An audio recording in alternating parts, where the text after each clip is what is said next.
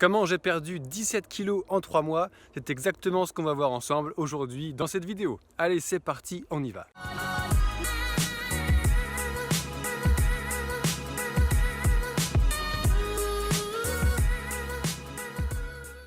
Concrètement, dans cette vidéo, on va parler de comment est-ce que j'ai fait pour perdre 17 kilos en 3 mois de temps, sans faire de régime, sans faire le truc casse-couille. Concrètement, on va parler un petit peu de comment j'ai fait. Ensuite, on parlera un petit peu de mathématiques, c'est-à-dire on fera de la nutrition, comment on compte les calories, comment faire pour maigrir. Et puis, on parlera enfin on va dire, de la nutrition couramment admise et répandue en fait en Occident qui génère en fait tellement de surpoids. On est à 35% de surpoids, 15% d'obésité en Occident en moyenne, c'est énorme. Pourquoi? J'ai une réponse évidente et elle est dans la fin de cette vidéo. Allez, c'est parti, on y va. Comment est-ce que moi j'ai fait pour faire une perte de poids de 17 kilos en 3 mois. Concrètement, je suis parti à 82 kg. 3 mois plus tard, je me retrouve à 65. Pour info, je mesure 1m91. Ça veut dire quoi? Ça veut dire qu'à 82 kg, j'étais à poids de corps moins de 10 en gros. Donc un poids, on va dire, normal, entre guillemets. J'ai un métabolisme plutôt rapide. J'ai un physique plutôt fin, de manière générale. Et quand j'arrive à 65 kg pour 1m91, ça fait quand même poids de corps moins 26. Donc là, on est au sens de l'OMS, de l'Organisation mondiale de la santé, en maigreur pathologique avec risque aggravé de santé. Donc, c'était quand même pas super. Mais je l'ai fait. Et en fait, je l'ai fait en faisant quelque chose où tout le monde maigrit super vite et se sent super bien dans sa peau en le faisant. C'est de la randonnée, du trek, de la marche. Alors ça, effectivement, je pourrais dire, ouais, j'ai un super programme, j'ai des super compléments alimentaires, mets ton numéro de carte bancaire et tu vas voir, tout va bien se passer. Non, non, non, non. Ça, il y a tellement de gens qui te l'ont déjà dit jusqu'à présent, c'est pas du tout ça que je vais te raconter. C'est simplement en marchant. J'ai un corps, je l'utilise intelligemment et du coup, si je suis en surpoids, je perds du poids. Alors, concrètement, où est-ce que ça s'est passé? À nouveau, moi j'aime la marche, j'aime le trek en fait, et ces dernières années, j'ai marché 15 000 km de trek. T'es pas obligé de marcher autant pour maigrir, je te rassure, c'est un petit peu extrême ce que j'ai fait, j'en ai bien conscience par rapport, on va dire, à la majorité d'entre nous. Par contre, quand on part marcher, statistiquement, on maigrit. Alors, pour perdre 17 kilos, comment j'ai fait? J'y suis allé un petit peu fort et j'ai pas fait exprès parce qu'à nouveau j'ai trop maigri par rapport à la masse pour être en poids de forme. Mais ça s'est passé de cette façon. Je pars marcher 5000 km pendant 6 mois tout seul et quand je commence à traverser des endroits paumés, genre la Norvège, la dernière fois que je suis parti marcher 5000 bornes, c'était pour faire Paris-Cap Nord, donc le point le plus au nord de la Norvège. Après tu as le pôle Nord, c'est tout. Et en fait, il y a un moment quand tu arrives en Norvège, tu vois, entre deux points de ravitaillement, tu as 200 km, donc ce qui fait que j'ai marché des jours et des jours et des jours sans avoir acheté à bouffer.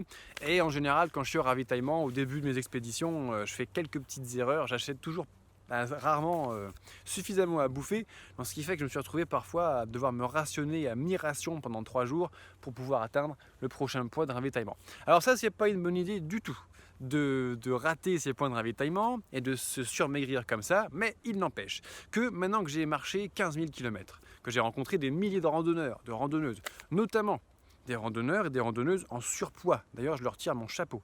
Moi, quand je marche, j'ai un sac, bon, il est lourd. J'imagine avoir 10 ou 20 kg de gras en plus sur les épaules, c'est lourd aussi et ça ne sert pas à avancer. C'est le muscle qui te sert à avancer, le muscle sec.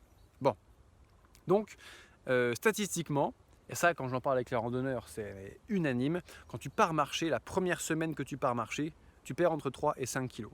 Et c'est pas obligé de partir marcher au pôle Nord, t'es pas obligé de partir marcher 40 km par jour, t'es pas obligé nanani nana.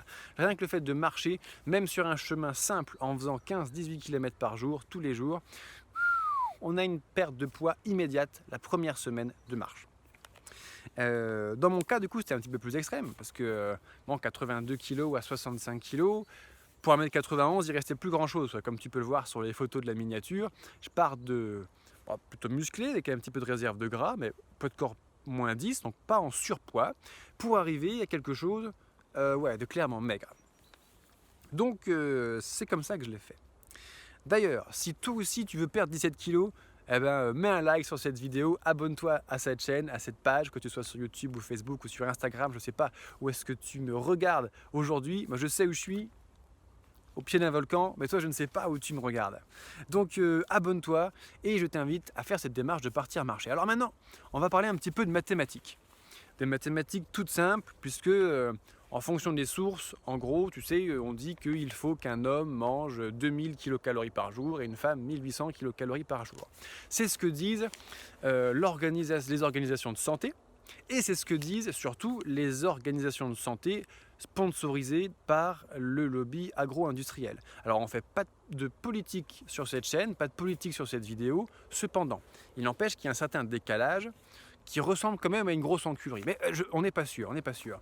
On nous invite tous les jours, lorsqu'on allume une télé, quand on lit un journal ou on écoute une radio, qu'on regarde une émission de santé avec des experts, des spécialistes, à bouffer 1800-2000 kcal par jour. Sauf que 80% de la population occidentale, donc toi et moi, statistiquement, on est sédentaire, donc on n'est plus sur un cheval avec une tente, on est dans un appartement, une maison, on est citadin, on habite dans une ville, et on est tertiarisé, c'est-à-dire que l'on travaille en gros assis à un bureau devant un écran d'ordinateur. Ce qui fait qu'un sédentaire citadin tertiarisé dépense en moyenne 1300 kcal par jour. Donc, on nous invite pour rester en forme à bouffer 2000 kcal par jour, alors que l'on dépense statistiquement 1300. Ce qui veut dire qu'on nous invite à manger 150% de ce dont notre corps a besoin. C'est-à-dire aussi qu'on t'invite à dépenser 150% de ton compte bancaire par rapport à ce que tu as réellement besoin. Mais à nouveau, on ne fait pas de politique. Ça reste entre toi et moi. Donc, quelles que soient les intentions des gens, des organismes, des lobbies qui font passer ces informations, le fait est que on mange plus que ce que l'on dépense. Et en termes de dépenses en kilocalories, en gros de la marche toute simple, ça va dépenser entre 150 et 200 kilocalories par heure. Donc si tu marches 6 heures à 200 kilocalories, tu dépenses tes 1200 kilocalories, ce qui veut dire que plus ton métabolisme normal, en gros, tu fais tes dépenses énergétiques quotidiennes avec ça.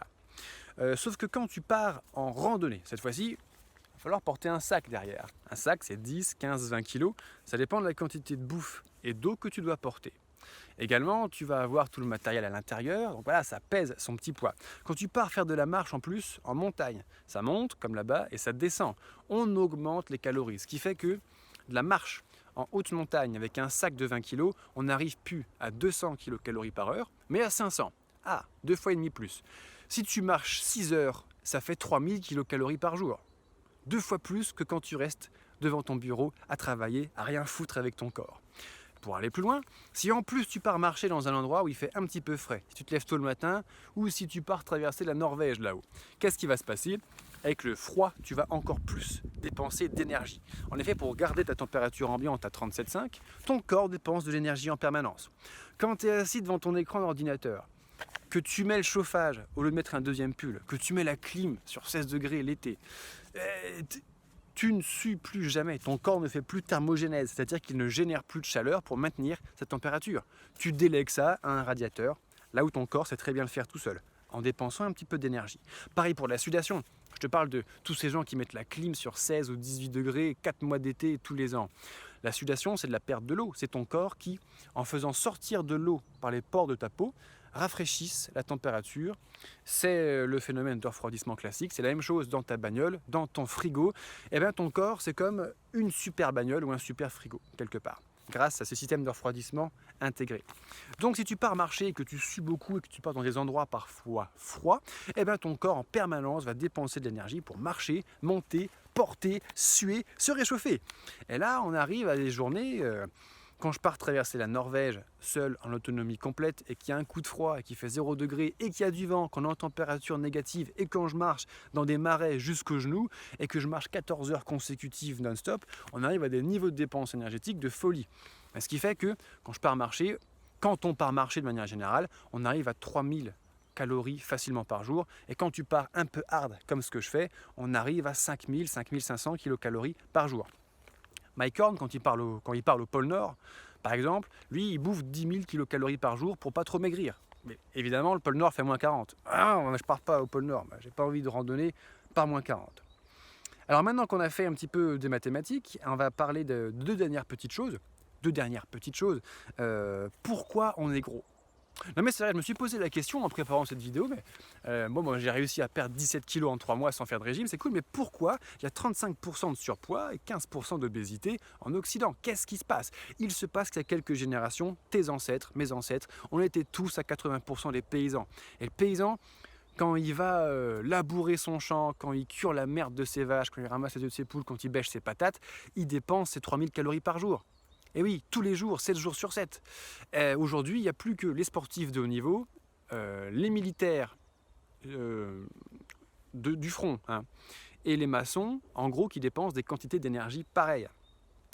Donc, notre alimentation culturelle, pain, patates, fromage, charcuterie, elle est très bien quand tu dépenses 3000 kcal par jour.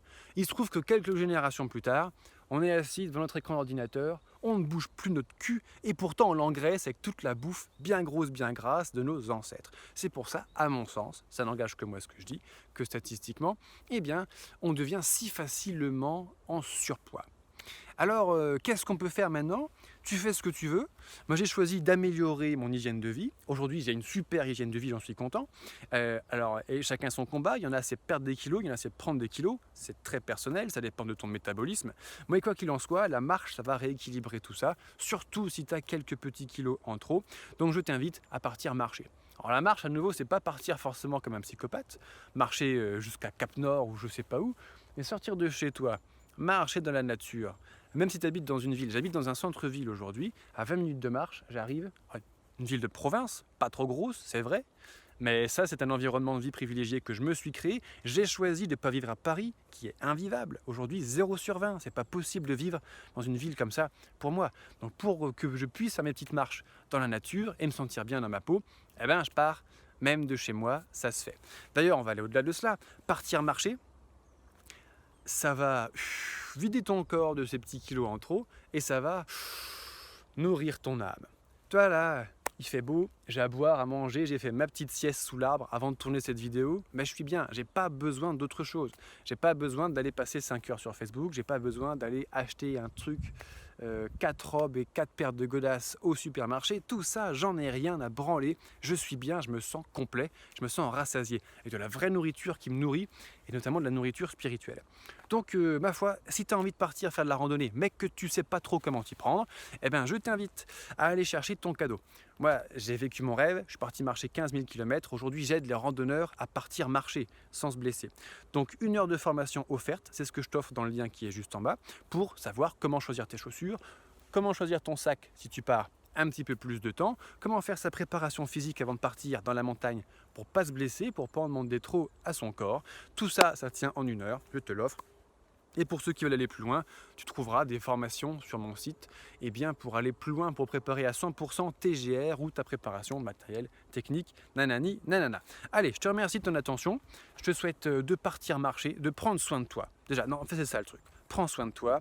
Aujourd'hui, je pense que ça passe par refaire un petit peu d'exercice avec son corps. La marche, c'est cool, c'est pas violent, ça respecte ton corps et ça fait perdre facilement les petits kilos en trop. Je te remercie, à très bientôt. Ciao.